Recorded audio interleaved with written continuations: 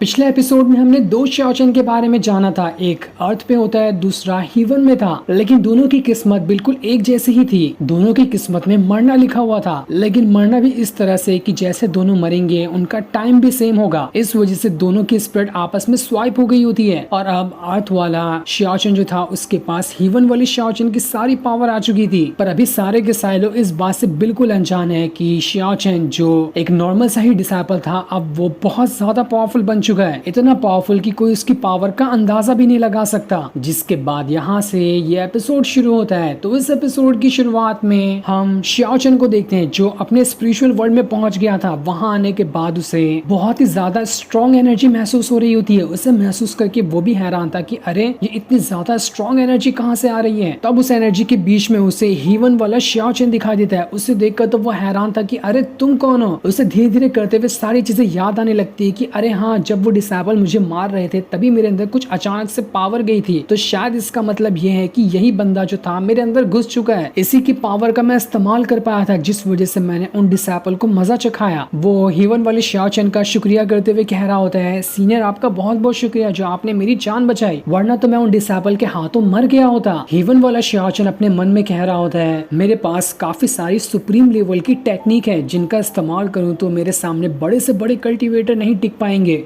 लेकिन यहाँ पर एक छोटी सी गड़बड़ी ये है कि जिस बंदे की बॉडी के अंदर मैं गया हूँ ना, उसकी बॉडी इतनी ज्यादा स्ट्रांग नहीं कि वो इतनी ज्यादा सुप्रीम लेवल की टेक्निक को अभी हैंडल कर सके। जहां तक कि मेरा ख्याल है, मुझे ऐसा लग रहा है कि मुझे अभी फर्स्ट लेवल से वापस से स्टार्ट करना पड़ेगा, क्योंकि जितनी पावर मेरे पास हीवन में थी मैं उन सभी पावर का अभी तो यहाँ पर इस्तेमाल नहीं कर पाऊंगा, वरना तो मुझे जिस बंदे की बॉडी मिली है वो बॉडी भी खराब हो जाएगी। अर्थ वाला शाओचन दूसरे शाओचन से कह रहा होता है, सीनियर आपने मुझे अपने बारे में कुछ बताया नहीं, आप बताएंगे कि आप कौन हैं और आप कहां से आए हैं। आपको मेरी मदद करने का ख्याल कैसे आया? क्या आप ऐसे ही सारे लोगों की मदद किए करते हैं क्या? अगर ऐसा है तो ये तो बहुत अच्छी बात है। मैं यहाँ पर आपका दोबारा से शुक्रिया करना चाहता हूँ और आगे से फ्यूचर में आप जो भी मुझसे करने कहेंगे ना, मैं वो सारी चीजें करने की कोशिश करूंगा, क्योंकि आपने मेरी जान बचाई है और मैं आपकी बातें तो मान ही सकता हूँ। हीवन वाला शाओचन उस शाओचन से कह रहा होता है, बच्चे अब जैसा कि मैंने तुम्हारी जान बचाई है तो ठीक है, मुझे यहाँ पर थोड़ी और कल्टीवेशन करनी है। जैसे मेरी कल्टीवेशन बढ़ेगी उसी हिसाब से तुम्हारी भी कल्टीवेशन पावर बढ़ती जाएगी, लेकिन इस हिसाब से मुझे तुम्हारी बॉडी पे पूरी तरह से कंट्रोल हासिल करना पड़ेगा। तुम्हें अपनी बॉडी का फुल एक्सेस मुझे देना है। जिस तरह से मैं चाहूँ तुम्हारी बॉडी को चला सकता हूँ। क्या तुम्हें ये मंजूर है? जिस पर शाओचन मान जाता है। जिसके बाद अगले सीन में हम शाओचन को उसके कमरे में देखते हैं, जहाँ पर जानमिंग और मास्टर उसका ख्याल रख रहे होते हैं। मास्टर का कहना था कि मुझे लगता है शाओचन ने कुछ न कुछ तो सीक्रेट बातें सुनी होगी, उसी वजह से दुश्मनों ने उसका ऐसा हाल किया। मुझे नहीं समझ में आ रहा कि आखिर वो कौन लोग थे और शाओचन ने क्या सुन लिया, लेकिन जो भी सुना है वो बहुत ही ज्यादा इम्पोर्टेंट और आगे चलकर बहुत ही ज्यादा खतरनाक भी हो सकता है। मास्टर जानमिंग से कह रहे होते हैं, जानमिंग देखो मैंने शाओचन की पूरी जिम्मेदारी तुम्हें दी है। शाओचन को कुछ नहीं होना चाहिए, तुम्हारे ऊपर है। शाओचन का अच्छे से ख्याल रखना जब तक कि वो होश में नहीं आ जाता। जिसके बाद मास्टर घर से बाहर निकल कर आ जाते हैं। वहां आने के बाद उनके पास उनकी एक जासूस आती है। वो मास्टर को बता रही होती है, मैंने कई सारे अनजान लोगों को देखा है जो हमारे सेट के आसपास ना घूम रहे हैं। मुझे नहीं पता कि आखिर वो लोग यहाँ पर क्यों आए हैं, लेकिन मुझे उनके इरादे बिल्कुल भी ठीक नहीं लग रहे। मुझे लगता है कि शायद ये वही लोग होंगे जो हमारे सेट के दुश्मन हैं। हो सकता है वो लोग यहाँ पर हमारे सेट के ऊपर हमला करने के लिए आए हों। हमें चौकन्ने रहना पड़ेगा। जिस पर मास्टर कह रहे होते, लगता है तबाही की शुरुआत होने वाली है, वापस से खून की दरिया को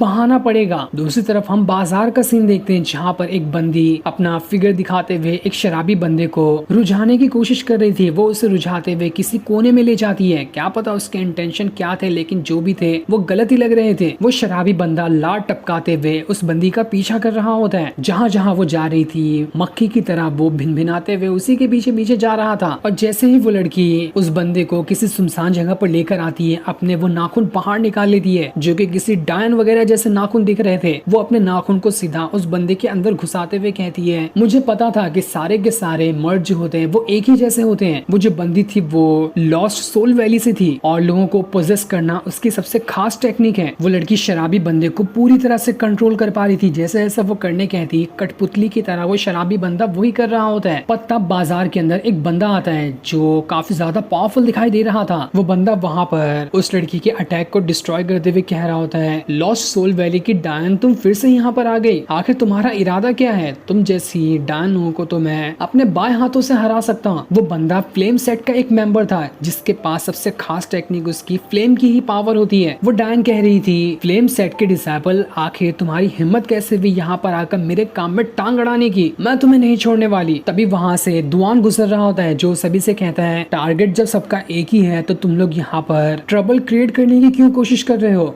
मामले को शांति से भी सुलझाया जा सकता है, यहाँ पर मुझे कोई भी बखेड़ा नहीं चाहिए। और इतना कहने के बाद वो वहाँ से चला जाता है। ऐसा लग रहा था कि लिंग यू सेक्ट पे तो सच में तबाही आने वाली है। दूसरी तरफ हम हेवन का सीन देखते हैं जहाँ पर यूनिफाई जो होता है वो अपनी पावर का इस्तेमाल करते हुए फिर से एक और ब्रेक थ्रू कर जाता है, जो देखकर एक्सकैलिबर और एम्परर की बेटी हैरान थे कि ये बंदा तो फटफट अपना ब्रेक थ्रू करते जा रहा है। इसी वजह से हो सकता है कि इसने शाओ चेन को भी धोखा दिया होगा। एक्सकैलिबर एम्परर की बेटी से कह रहा होता है, मुझे ना ये यूनिफाई शाओ चेन जैसा नहीं लग रहा। शाओ चेन को तो शुरुआत के टाइम पे तुम्हारे पर प्यार भी आ गया था, लेकिन ये बंदा वैसा नहीं होगा। ये पहले से ही बहुत ज्यादा चालू आदमी है, तो इससे जरा ना हमें भी एक कदम सावधान रहना पड़ेगा, वरना ये हमारे लिए भी मुसीबत बन। जब ये अपने भाई के पीठ में छुरा भोग सकता है तो हमारी क्या औकात है? एम्परर की बेटी कहती है, एक्सकैलिबर देखो शाओ चेन मर चुका है तो पास्ट को याद करके कोई सेंस नहीं बनता। जो बातें बीत चुकी है उससे भुला देने में ही हमारा फायदा है। एक्सकैलिबर ये कहते हुए जाता है, मैं तो सिर्फ चेतावनी दे रहा था, मानना ना मानना तो तुम्हारे ऊपर है। और इतना कहने के बाद वो वहाँ से चला जाता है। दूसरी तरफ अर्थ वाला शाओ चेन जो अपने स्पिरिचुअल वर्ल्ड के अंदर था, उसे हेवन वाले शाओ चेन और अपनी दोनों की मेमोरी एक साथ याद आ रही होती है। इस वजह से उसके सर में दर्द हो गया था। उसे समझ नहीं आ रहा था कि कौन सी किसकी मेमोरी है जो मेरे दिमाग में घुसते जा रही है। इसी वजह से शाओ चेन जो अपने कमरे के अंदर बेहोश था, वो बेहोशी में ही जान मेंग का नाम पुकारने लगता है कि जान मेंग कहाँ पर हो तुम? जान मेंग भागते हुए उसके पास आती है और उससे कहती है, शाओ चेन क्या तुम यहाँ पर ठीक हो? तुम्हें कुछ हुआ तो नहीं ना? तब शाओ चेन खुद ही उठकर जान मेंग से कह रहा होता है, मैं तो तुम्हारे बारे में पूछा था, क्या तुम ठीक हो ना?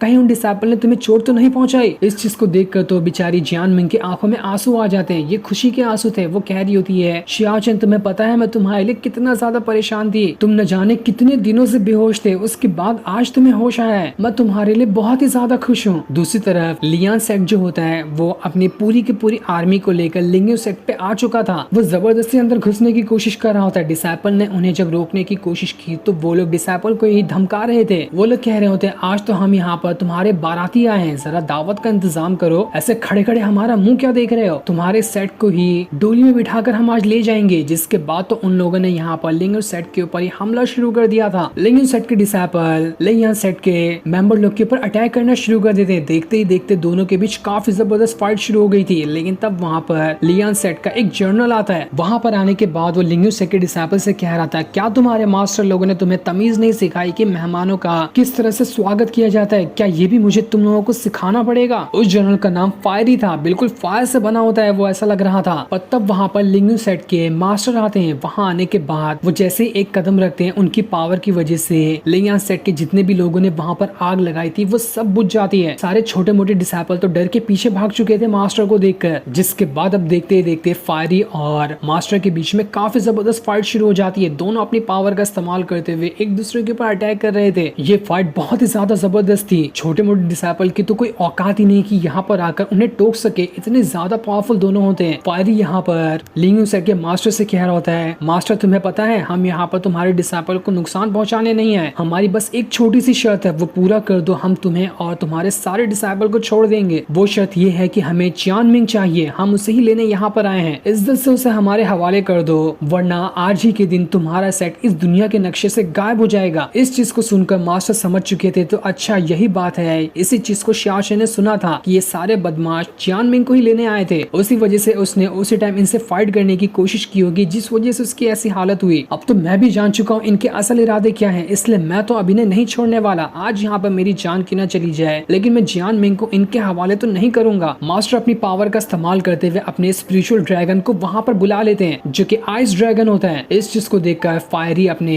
फायर फिनिक्स को बाहर निकाल लेता है और अब देखते ही देखते आइस ड्रैगन और फायर फिनिक्स के बीच में काफी जबरदस्त फाइट शुरू हो गई थी। यहाँ पर ये दोनों फाइट कर रहे थे, तो नीचे जितने भी डिसाइपल होते हैं वो एक दूसरे के सेट वालों से फाइट करते जा रहे थे, जहाँ दोनों सेट के बीच काफी जबरदस्त फाइट हो रही थी। लेकिन यहाँ पर भी लियान सेट जो होता है वो ज्यादा पावरफुल लग रहा था। लिंग यू सेट के सारे डिसाइपल उनके सामने उतना ढंग के तरीके से फाइट नहीं कर पा रहे होते हैं। तो वहीं फायरी और मास्टर दोनों अब भी फाइट कर रहे थे। उनके बीच में भी फैसला नहीं हो पाया था कि कौन यहाँ पर जीता है और कौन यहाँ पर हारा है। दोनों अब भी एक दूसरे को बराबर की टक्कर दे रहे थे। उनकी फाइट बहुत ही ज्यादा जबरदस्त होती है। यहाँ तक कि मास्टर की पहले से तबीयत खराब थी, थी, लेकिन तब भी उन्होंने फायरी को अच्छी टक्कर दी थी। तब देखते ही देखते मास्टर का जो आइस ड्रैगन होता है वो फायरी के फायर फिनिक्स को पकड़ के इतना जोर से दबाता है कि वो वहां पर खत्म ही हो जाता है। अपने फिनिक्स बर्ड के मरने की वजह से तो फायरी एकदम बौखला चुका था। वो पूरे गुस्से के साथ अब मास्टर के ऊपर अटैक करना स्टार्ट कर देता है और अपने डिसाइपल से कह रहा होता है, जाओ अंदर जाओ और जियानमिंग को उठा कर लाओ। किसी ने भी रोकने की कोशिश की तो उसी टाइम उसे मार डाल। दूसरी तरफ जियानमिंग बेचारी सारी बातों से अनजान वो शाओची का ख्याल रख रही होती है और उसे खाना पीना खिला रही थी। उसे पता ही नहीं होता है कि सेक्ट के बाहर कितनी बड़ी मुसीबत आ चुकी है उसे लेने के लिए। तब वहां पर लियान सेक्ट के 2 डिसाइपल घुस आते हैं। वो जियानमिंग से कह रहे होते हैं, तुम ही जियानमिंग हो ना? जियानमिंग कह रही होती, तुम लोग हो कौन और कमरे के अंदर आने की तुम्हारी हिम्मत कैसे हुई? दफा हो जाओ यहाँ से। वो डिसाइपल लोग कह रहे थे, देखो हम यहाँ पर ना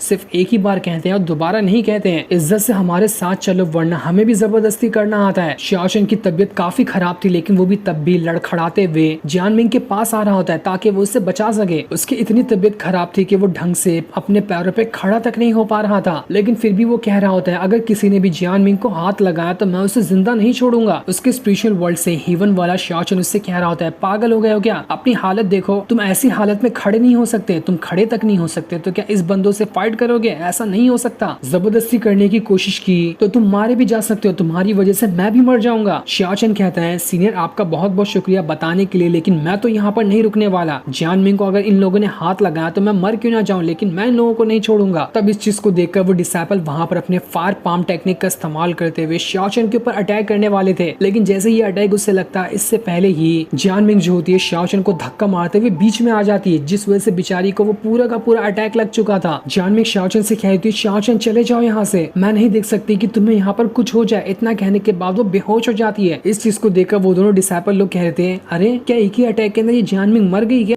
अगर ये मर गई है तो हम अपने जनरल को क्या जवाब देंगे? जिस पर दूसरा डिसाइपल कहता है, वटाना हमारे जनरल को इसकी बॉडी चाहिए ना, मर गई तो हमें इससे फर्क नहीं पड़ता, हम इसकी बॉडी लेके चलते हैं। तब शाओशन दोबारा से लड़खड़ाते हुए खड़ा होता है और उन डिसाइपल के ऊपर अटैक करने की कोशिश करता है, लेकिन वो डिसाइपल लोग तो एक ही अटैक के अंदर शाओशन की वहां पर हालत और ज्यादा खराब कर देते हैं। तब हीवन वाला शाओशन उस शाओशन से कह रहा होता है, मैंने तुमसे क्या कहा था कि तुम्हें मेरा ऑर्डर मानना है, लेकिन तब भी तुम यहाँ पर मेरी बातों को क्यों नहीं मान रहे हो? तुम मेरे ऑर्डर के खिलाफ नहीं जा सकते। तुम्हें पता भी है तुम्हारी बॉडी अब तुम्हारी बॉडी नहीं रही, मेरा एक खास इंस्ट्रूमेंट हो चुका है जिसके अंदर समझो कि मेरी जान कैद है। तुम्हारी बॉडी गई तो मेरी जान भी हमेशा के लिए खत्म हो जाएगी, इसलिए तुम्हारी बॉडी का तुमसे ज्यादा मुझे ख्याल रखना है। तो वहीं वो डिसाइपल लोग शाओशन को मार मार कर उसे अधमरा कर देते हैं और जियानमिंग को वैसे उठाकर ले जा रहे होते हैं। हीवन वाला शाओशन उस शाओशन को बता रहा था, तुम्हें पता नहीं है क्या, तुम मर गए थे। अगर मेरी सोल तुम्हारे अंदर नहीं गई होती ना तो तुम तो कब का उसी टाइम मर चुके होते उन डिसाइपल के हाथों। मेरी सोल तुम्हारे अंदर गई, इसी वजह से आज मेरी सोल यहाँ पर जिंदा है और तुम्हारी बॉडी जिंदा है। हम दोनों का बिल्कुल परफेक्ट कनेक्शन हो चुका है, ये कभी नहीं टूट सकता। इसलिए आज के बाद तुमने कभी भी मेरी बात को इनकार करने की कोशिश की तो देख लेना, मैं तुम्हें नहीं छोड़ूंगा। उल्टा तुम्हें मेरा एहसान मानना चाहिए कि मेरी वजह से आज तुम यहाँ पर जिंदा हो। ये सारी बातें सुनकर शाओशन हैरान रह चुका था। उसे लग रहा था कि वो तो जिंदा ही है, बस उसके अंदर इस हीवन वाले शाओशन की पावर आई है, लेकिन अब उसे सच्चाई मालूम पड़ी कि वो तो मर चुका था। उस शाओशन की स्पिरिट उसके अंदर नहीं गई होती तो वो उसी टाइम मर गया होता, ना कोई उसे उठाने तक आता। शाओशन हीवन वाले शाओशन से बस एक चीज कहता है कि माना कि मैं यहाँ पर मर चुका हूँ, आप मेरी बॉडी का फुल कंट्रोल हासिल कर लेना, लेकिन उसके पहले मुझे बस एक बार जियानमिंग को बचाना है। बस ये छोटी सी मेरी रिक्वेस्ट कर लो, इसे आप पूरा कर देंगे तो उसके बाद मैं आप जिस तरह से कहेंगे मैं वो ही करूंगा। हीवन वाला शाओशन कह रहा होता है, मरे हुए इंसान कभी किसी से सौदा नहीं करते, तुम अपना अधिकार खो चुके हो मुझसे सौदा करने का, इसलिए मैं तुम्हारा कोई सौदा नहीं मानता। वो उसके ऊपर अटैक करने की भी कोशिश करता है, लेकिन जो अर्थ वाला शाओशन होता है ना, उसके ऊपर उसका अटैक का उतना खास असर नहीं होता। इस चीज को देखकर हीवन वाला शाओशन कह रहा होता है, अरे ये बंदा तो मुझे नॉर्मल लगा था, लेकिन नहीं, इसके पास कुछ न कुछ तो हिडन टैलेंट है। इसने मेरी सुप्रीम बॉडी वाले अटैक को इतनी आसानी के साथ कैसे रोक लिया? इसलिए वो यहाँ पर शाओशन की मदद करने के लिए तैयार हो जाता है कि वो उसकी मदद करेगा जियानमिंग को बचाने के लिए। इस वजह से रियल वर्ल्ड के अंदर शाओशन को होश आ चुका था। जैसे उसे होश आता है वो पागलों की तरह जियानमिंग को ढूंढने के लिए इधर उधर भागना शुरू कर देता है कि जियानमिंग तुम कहाँ पर हो। दूसरी तरफ हम एक हाथी के बच्चे को देखते हैं, नहीं मतलब कि एक डिसेबल को देखते हैं जो हाथी के बच्चे जैसा ही था। वो जैसे ही लेग पीस खाते हुए आगे बढ़ रहा होता है, उसे वहां पर वो दोनों डिसेबल देखते हैं जो जियानमिंग को उठाकर ले जा रहे थे। वो हाथी का बच्चा कुछ कर पाता इससे पहले ही वहां पर शाओशन भागते हुए आ जाता है और उनसे जियानमिंग को बचाने की कोशिश करता है। वो दोनों डिसेबल कहते हैं, अबे तू मरा नहीं, मुझे लगा था कि तू एक अटैक में ही निपट गया होगा, लेकिन चल खैर कोई ना, तू वापस आ चुका है तो हम तुम्हें फिर से मार देंगे, दो बार मरने का मजा ले ले, तू भी क्या याद रखेगा। लेकिन इस बार शाओचन भले ही कमजोर था लेकिन वो उन लोगों के ऊपर अटैक करने की कोशिश कर रहा होता है। अभी भी उसकी बॉडी लड़खड़ा ही रही थी, फिर भी वो उन लोगों को जियान मेंग से दूर करने की कोशिश कर रहा था ताकि वो लोग जियान मेंग को दोबारा से हाथ तक ना लगा पाए। ये देखकर वो दोनों डिसाइपल लोग बहुत ज्यादा गुस्सा हो चुके थे। वो लोग शाओचन से कह रहे होते हैं, आखिर तेरी हिम्मत कैसे हुई अपना गंदा हाथ हमें लगाने की? तुझे पता भी है कि हम लोग कौन है, हम तो तुझे आज नहीं छोड़ने वाले। तूने बहुत बड़ी गलती कर दी हमसे पंगा लेकर। तभी जियान मिंग को वहाँ पर होश भी आने लगता है। वो जैसे ही शाओचन को पिटते हुए देखती है उससे बहुत बुरा लग रहा था। वो कोशिश कर रही होती है शाओचन को समझाने की कि शाओचन तुम यहाँ से चले जाओ, लेकिन उसकी हालत खराब हो चुकी थी। इस वजह से उसके मुंह से कोई लफ्ज ही नहीं निकल रहे थे। उधर शाओचन उन दोनों डिसाइपल का पैर पकड़ लिया होता है ताकि वो उन्हें वहां से हिलने ही ना दे। वो लोग छुड़ाने की कोशिश कर रहे थे लेकिन कोई फायदा नहीं होता। इन सारी चीजों को देखकर हाथी का बच्चा सोच रहा होता है कि अरे वाह, ये तो बहुत अच्छा मौका है। इन दोनों डिसाइपल का ध्यान तो जियान मिंग की तरफ है ही नहीं। मैं जाता हूँ और जियान मिंग को उठाकर वहां से भाग लेता हूँ। वो पूरी ताकत के साथ भागते हुए जियान मिंग के पास आता है और उसे अपने कंधे पे उठाने के बाद वहां से भागने की कोशिश कर रहा होता है। शाओचन उससे कहता है, शाबाश मोटू, लेके जा जियान मिंग को जल्दी से यहाँ से, जब तक मैं इन्हें संभालता हूँ। जो देखकर वो दोनों डिसाइपल बहुत ज्यादा गुस्सा हो चुके थे कि आखिर इस भैंसे की हिम्मत कैसे हुई हमारे हाथों से जियान मिंग को उठाकर निकालने की। अब तो हम इसे नहीं छोड़ेंगे। वो सबसे पहले शाओचन को बहुत ज्यादा मारते हैं। इस वजह से तो शाओचन का पूरा मुंह फूट चुका था, उसके मुंह से खाली खून ही खून बाहर आ रहा होता है, लेकिन फिर भी वो अपनी जान लगा चुका था कि वो कैसे भी जियान मिंग को बचा कर ही रहेगा। तब हीवन वाला जो शाओचन होता है वो अर्थ वाले शाओचन से कह रहा था, बेवकूफ क्या कर रहे हो तुम, जरा अपनी हालत देखो। कुछ टाइम अगर तुमने और मार खाई ना तो पक्का तुम मरने वाले हो। तुम्हारी वजह से मैं भी मर जाऊंगा। लगता है मैंने तुम्हें बहुत बड़ी गलती कर दी मौका देकर कि तुम जाओ और जियान मिंग को बचाओ। शाओचन हीवन वाले शाओचन से कह रहा था, मैं तब तक कि यहाँ पर नहीं रुकूंगा जब तक कि तुम यहाँ पर मेरी मदद नहीं करते जियान मिंग को बचाने के लिए। मैं अपनी खुद की बॉडी को डिस्ट्रॉय कर देने वाला हूँ जियान मिंग को बचाते हुए, इसलिए भला इसी में है कि मेरी मदद करो यहाँ पर। इस चीज को सुनकर हीवन वाले शाओचन को बहुत ज्यादा गुस्सा आ रहा था कि आज तक कभी मुझ पे किसी ने ऑर्डर नहीं चलाया और ये देखो कितने शान से मुझे ऑर्डर दे रहा है, लेकिन क्या करूं, मेरी भी तो यहाँ पर मजबूरी ही है। वो बिल्कुल कंफ्यूज होता है कि वो यहाँ पर अब करे तो करे क्या। वो डिसाइपल लोग जैसे ही एक बहुत ही ज्यादा पावरफुल वाला अटैक शाओचन पे करके उसकी जान लेने वाले होते हैं, तभी हेवन वाला शाओचन की बॉडी को पूरी तरह से अपने कंट्रोल में ले लेता है और अब वो जैसा करेगा शाओचन की बॉडी वैसे ही कर रही होती है। उसकी खून भरी आंखों को ही देखकर वो जो दोनों डिसाइपल होते हैं ना, उनकी फटकर चार हो चुकी थी और वो दोनों वहां पर बेहोश हो जाते हैं।